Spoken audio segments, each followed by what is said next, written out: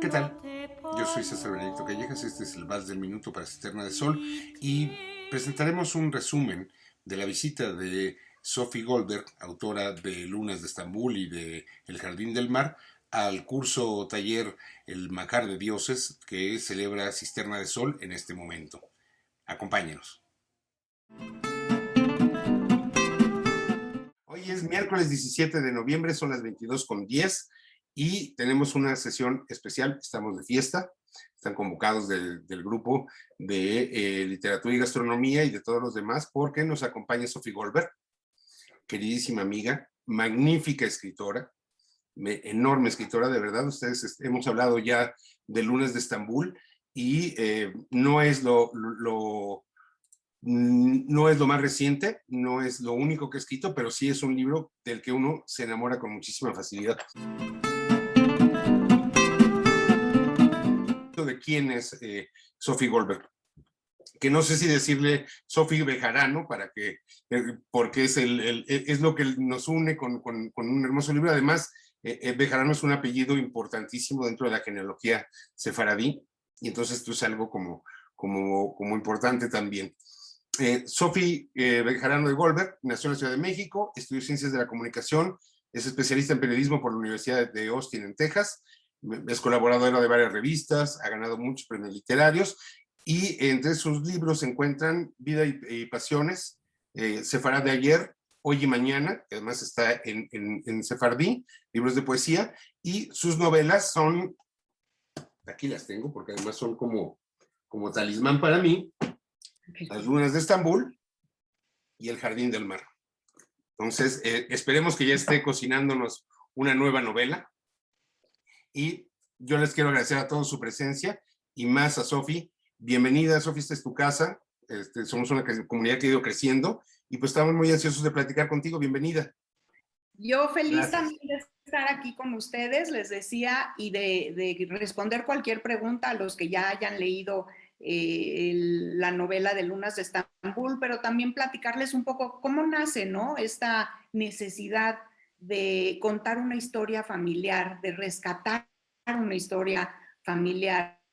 Y creo que el valor que tienen las historias familiares, todas, es importantísimo y está en nosotros tener esa memoria que las haga estar vivas, porque yo siempre digo que el pasado no existe sin un presente que lo recuerde y el presente somos nosotros, así que nosotros somos quienes tenemos que platicar nuestras propias historias.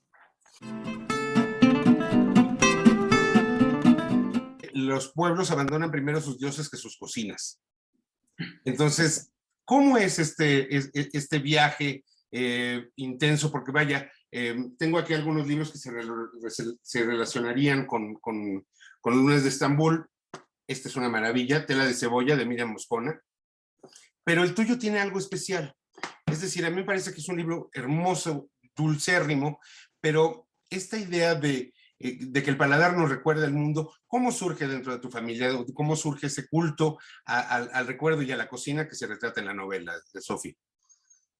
Mira, fíjate que, bueno, para empezar debo decir que la cocina sefaradí es amplísima, es antiquísima y ha sido heredada de generación en generación.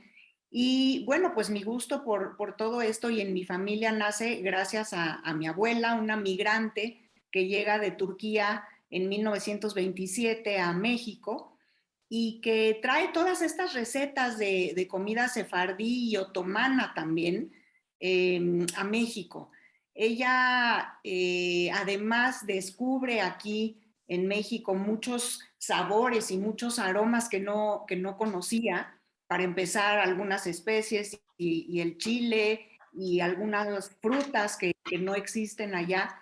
Y hace una revoltura, ¿no? Una simbiosis con lo que ella ya trae de allá y salen recetas maravillosas. Y era una casa que olía siempre a algo delicioso. Olía a anís por las rosquitas de anís, olía a chile ancho, olía al chai, ¿no? Al té de manzana muy típico de Turquía. Entonces, todo eso me entró por los poros, César.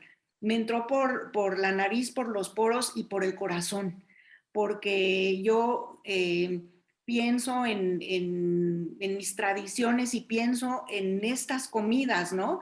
Que alrededor de la mesa nos reuníamos siempre y nos seguimos reuniendo hasta el día de hoy con estas comidas maravillosas que hablan solas, que traen historia, que te dicen que han sido heredadas, ¿no? De generación en generación, que hay manos antiguas que han amasado estas mismas masas.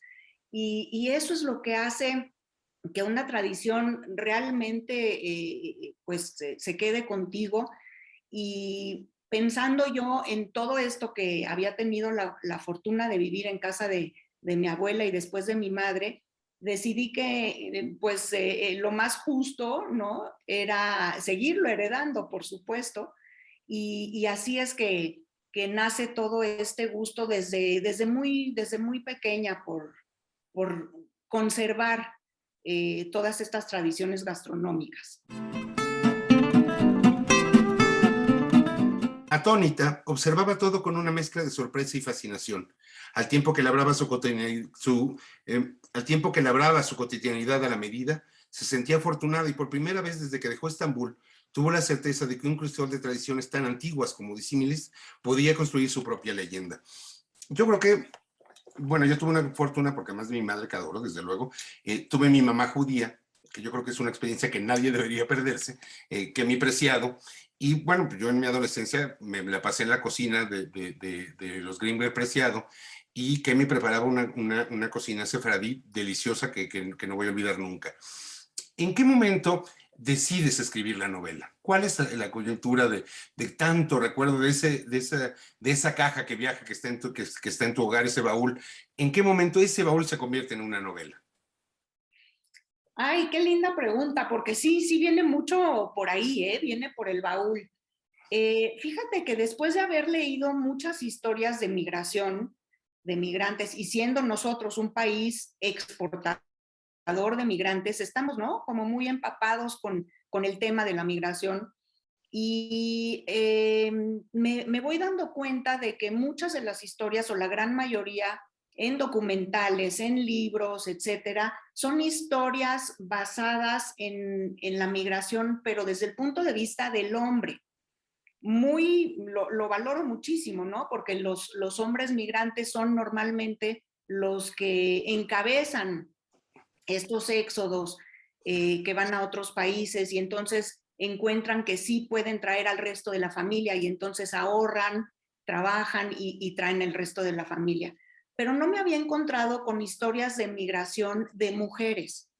Y creo que el papel de la mujer en esta trayectoria de la migración es importantísima, porque el hombre llega pues para abrir camino, para hacer fortuna, para tener una mejor opción de vida para el resto de la familia. Pero la mujer llega para traer las tradiciones, para seguirlas conservando, para reunir a la familia alrededor de la mesa. Y eso es lo que mi abuela hizo siempre. Entonces dije, qué buena oportunidad para contar la historia de Ventura y a través de su historia honrar a la mujer migrante.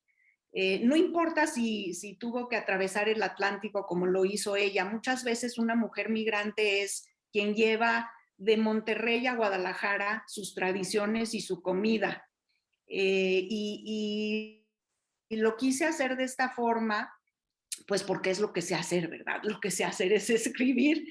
Y quería yo, a través de verdad de la historia de Ventura, que es una historia además fantástica, ¿no? Es una historia hermosa, quien no la haya leído, bueno, pues va a ser para mí un honor que lo hagan, pero les doy nada más así una probadita.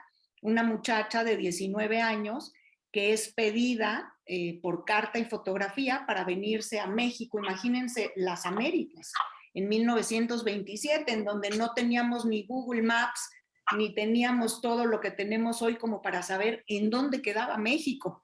No tenían ni siquiera idea. Pensemos también que el Imperio Otomano acababa de disolverse apenas unos años antes, entonces los cambios, la revolución hacia una república en Turquía, pues era también muy incierta. y de repente reciben esta carta unos padres que deciden que para su hija quieren un futuro un poco más prometedor, perdón, y la suben a un barco solita y la mandan a Veracruz a casarse con un hombre al que no conoce, nunca lo ha visto, lo conoció en una fotografía, que es 15 años mayor que ella, pero que promete pues darle una mejor vida en México, en las Américas. Entonces, creo que pues si arrancamos de ahí, ¿verdad? Ya empieza siendo una gran historia de valentía, una historia de estas mujeres que en ese entonces, porque yo siempre digo que mi abuela fue muy valiente en aceptar venirse, pero más valiente fue su mamá, ¿no? En Claro. decidir mandarla. Y ahí es en donde nace esta historia, César, en querer de verdad poner a la mujer migrante en la mira, porque creo que en todas estas historias no ha tenido una participación, pues que creo yo es muy valiente, es muy importante, porque finalmente, si hablamos con cualquier familiar hoy en día de un migrante libanés, español, de los refugiados españoles, Sí. de la comunidad coreana o alemana que existe en nuestro país, las mujeres de esas comunidades son las que han hecho que las tradiciones de cada una de estas culturas sigan vivas dentro de esta cultura mexicana a la que todos hemos adoptado, además de mil amores, ¿no? Entonces, bueno, pues fue así como nace Lunas de Estambul. Nisim llegaría a casa esa noche y le daría la noticia a Joya. Bueno, para empezar, los nombres sefaradíes son verdaderamente hermosos. Hay uno que me gusta, Fortuna es un nombre que me encanta, que me parece premonitorio y me parece delicioso. Nisim llegaría a casa esa noche y le daría la noticia a Joya. Al día siguiente, Janeta supo que se quedaría mucho más tiempo con Don Nisim, tejiendo alegrías, escribiendo su propia historia y reconociendo Turquía a través de relatos cotidianos. Con el tiempo, supo que el abrazo de Nisim era el de un padre. Una cancioncilla sefaradí, mi niña durme. ¿Qué cosillas va a decir cuando se despierte?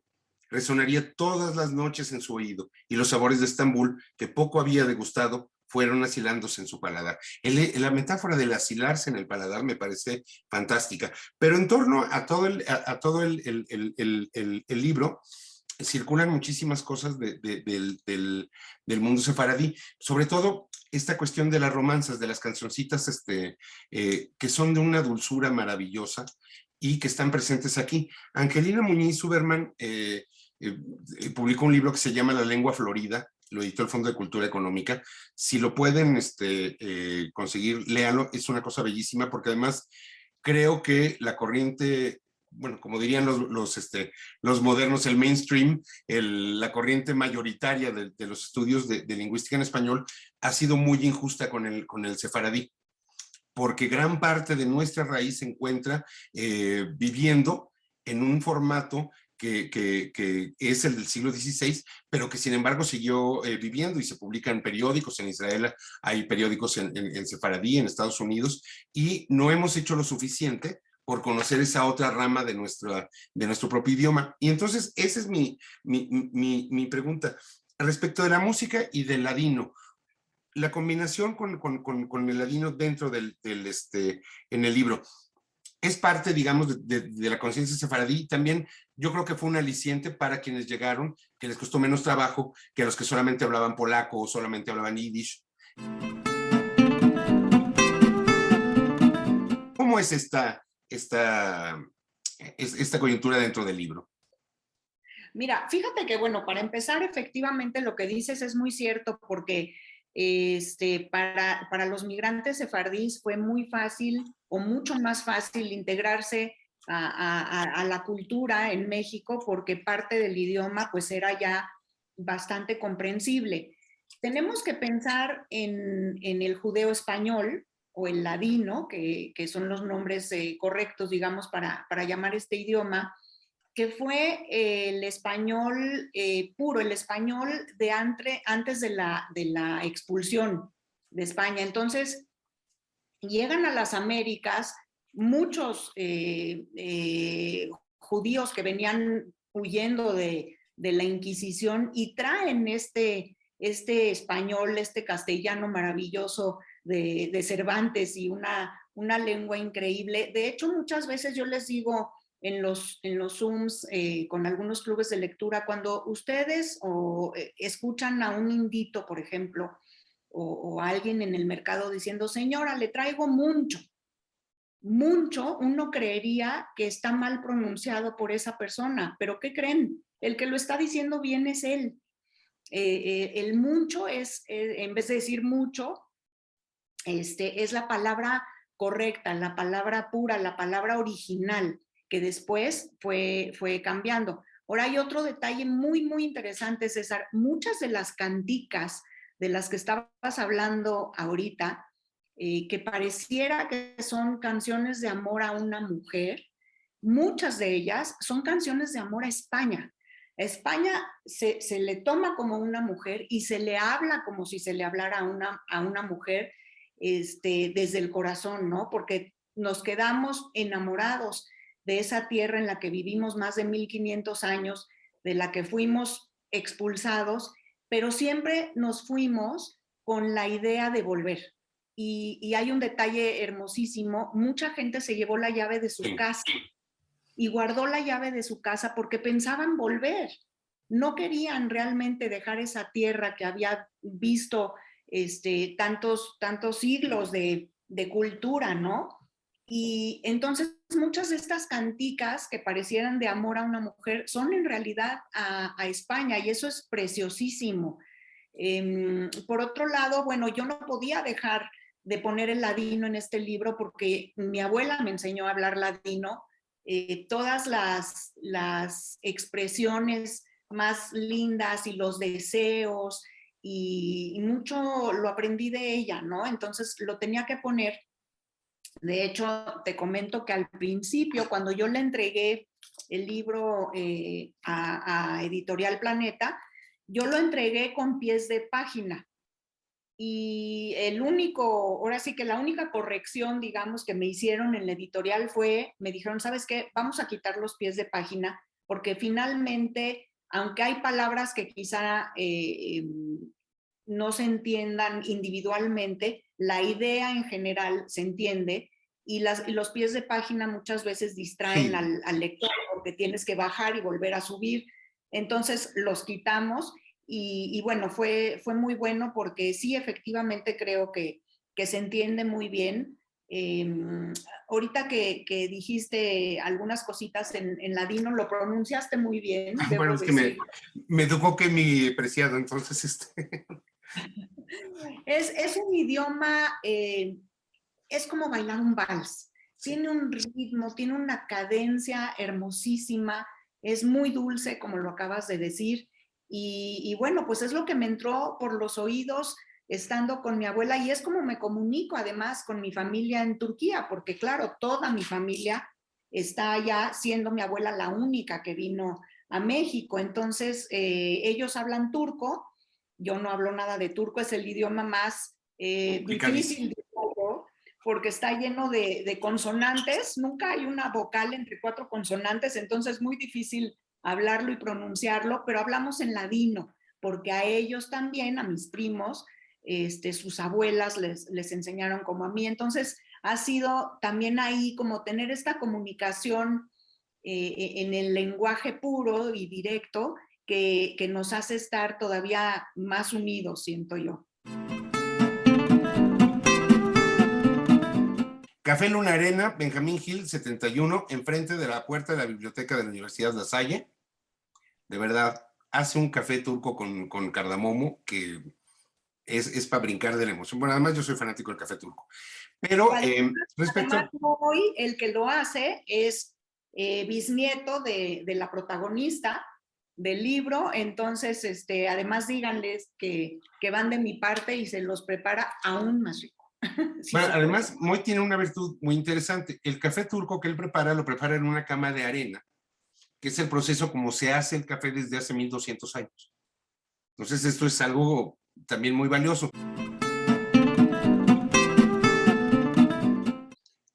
Comer dulce para hablar con dulzura era la filosofía que la novia había dado a su madre. Así que ayudó a levantar los platos ya vacíos para después servir el postre y huir del movimiento de cabeza que acompañaba sin bull algunos de sus comentarios. Porque yo creo que si la literatura nos salva, sin duda la cocina nos lleva al paraíso. ¿Y cómo asume cómo es que la cocina, Sofi, nos ayuda al migrante a mantener la ilusión, a mantener la vida? ¿Cómo esta mezcla de sabores con los sabores incorporados permite mantener la ilusión? Y perdón, Leti, abre, según la información en internet, el café abre todos los días, ¿eh? Entonces, para que se den su vueltecita. Pero digo, ¿cómo es que esta cocina se vuelve una especie de paliativo? Yo me acuerdo mucho que mi preciado decía que las rosquitas de anís eran buenas para la depresión. Yo no sé si eso es cierto, pero ella lo usaba como medicina y creo que le funcionaba muy bien. Pues mira, hablando de las rosquitas de anís, preparé unas hoy en la mañana para podérselas mostrar. Qué desafortunados que no se las pueda yo mandar y se las puedan comer. Son rosquitas de anís con un poquito de ajonjolí encima. Mi casa todavía huele a anís, las hicimos en la mañana, pero toda la casa huele a anís. Son una delicia. Hay una rosquita de anís con un café turco o con un chai, que aquí les tengo un chai de manzana, que es el típico té que se sirve en Turquía. Que no es el de Starbucks, ni vayan a dejarse estafar, eso sí es un chai de verdad. Este sí es un chai de verdad, una delicia, pero además les quería enseñar, porque mira, mucho es la comida, pero ¿qué tal también en lo que se sirve la comida? Que tiene también muchos significados. Por ejemplo, el chai se sirve en estas tacitas, tiene su platito, viene directamente del Gran Bazar de Estambul, su cucharita que es una monada, y en realidad el chai te lo tomas en 3 tragos, pero te deja las glándulas, las papilas llenas de sabor. Es una delicia. Les tenía yo también por aquí preparado una borreca. Y hablo de la borreca porque es lo más... Es delicioso. Ya porque no empezábamos, ¿verdad? Pero es lo más delicioso, lo más tradicional de la comida sefaradí, la borreca. Las borrecas son como una empanada, digamos, una empanada, y pueden estar rellenas, en este caso la de hoy la hice de queso. Mi abuela Ventura se las comía siempre y ya nos heredó la tradición, las comía acompañadas de melón, porque las hacía con quesos fuertes, entonces como para balancear el sabor del queso fuerte, lo comíamos con melón, y siempre es una mordida de melón y una de borreca, pero se pueden rellenar de berenjena, de espinaca con queso, y son de verdad una delicia también. Además, toda una ceremonia hacerlas, el doblar y doblar y doblar y doblar, eso a mí me fascinaba ver. Sí, sí, sí, es toda una ceremonia, como bien lo dices. También, por ejemplo, los dulces se sirven en platitos de este tipo. Todo parece ser miniatura, ¿verdad? Pero no, así es. Y entonces se destapa y adentro normalmente, ahorita no tengo, porque me los traigo siempre de Turquía, pero seguramente han visto lo que llaman los Turkish Delights, que son estos dulces que parecen una gomita, cuadraditos, y traen un pistache adentro o traen un pétalo de rosa, hay de muchos sabores y son exquisitos, y también se toman con el café turco o con el chai. Los Turkish Delights en realidad en Turquía se llaman lokum, y cuento un poco la historia en Lunas de Estambul de cómo nace el lokum. Y nace porque el sultán un buen día pide que le traigan algo dulce, le traen un caramelo, lo muerde y se le rompe el diente. Entonces ordena a su repostero inventar un dulce que no tenga el peligro de que se le vaya a romper un diente, e inventa el lucum. Y así es como nace una tradición. Es que de estos detalles nacen las tradiciones y es maravilloso. Entonces, pues como pueden ver, yo apelé a todos los sentidos en este libro porque realmente Los recuerdos se dan, creo yo, a través de los sentidos. Uno les ha pasado, ¿no? Que de repente huelen algo y les recuerda perfectamente una escena de su vida. No importa que esté a kilómetros de distancia, años luz, ¿no? Y nos recuerda perfectamente en dónde estábamos, cómo estábamos vestidos, con quién estábamos. Un aroma nos puede llevar a un recuerdo así. Y lo que pasaba con Ventura y por qué se dedicó tanto a la gastronomía y a la cocina es que me gusta mucho usar esta frase y a los periodistas cuando me entrevistan les encanta. Le curaba, cocinar le curaba la nostalgia. Y esto es lo que pasaba, porque las nostalgias, dejar la tierra de origen es de verdad desgarrador, aunque te hayas ido porque hayas querido. De todos modos, los exilios voluntarios y los exilios forzosos duelen y dejar la tierra de origen es de verdad muy doloroso. Entonces, arrancarse para ella, su tierra, para adoptar la tierra nueva, que lo hizo también con mucho gusto, pues fue muy duro, ¿no? Y en los momentos importantes de la vida de una mujer, como es casarse, que se casó arriba del barco, en el momento en que conoció al señor con el que venía, Además se casa para poder bajar. se casa para poder bajar del barco. Ustedes imagínense, jamás ha visto al novio, nunca se han tocado, y en el momento en el que lo conoce, él ya sube con un juez para que los casen y ella pueda bajar porque las leyes de migración mexicanas no permitían a las mujeres solteras menores de 21 años venir solas y ella venía sola, entonces tenían que casar para que la dejaran desembarcar. Y ella descubre, bajando, descubre muchas cosas que en su vida había visto. Hay una anécdota preciosísima, ¿no? Porque ella baja en Veracruz, imagínense el calor, los vendedores, 1927, los vendedores de mangos con los canastos en la cabeza, y ella le pregunta a su nuevo esposo, Lázaro, y digo el señor porque no fue mi abuelo, lean el libro para que sepan por qué ese Exactamente. no fue mi abuelo. Y le dice, ¿qué es eso? Y le dice, pues eso se llama mango, te voy a comprar uno para que lo pruebes. Y antes de que le pueda él explicar cómo se come el mango, ella le da una mordida con todo y cáscara. Y así va descubriendo muchas cosas como el mamey, como el epazote, la tuna, y se va enamorando de todo lo que descubre en México. Pero sí, el cocinar hacía que esas nostalgias tremendas que tenía, pues por no estar con sus padres, por no vivir las circunstancias importantes de una mujer como tener un hijo, como quedar viuda, que le pasó muy jovencita, pues esa nostalgia la curaba cocinando, porque el hecho de que su cocina oliera a la cocina de su mamá y de su abuela, la hacían sentir mucho mejor. Y creo que todos tenemos algo de eso, ¿no? Siempre, bueno, pues cuando estamos enfermos, pues la sopita de pollo te va a hacer sentir mejor. Y cuando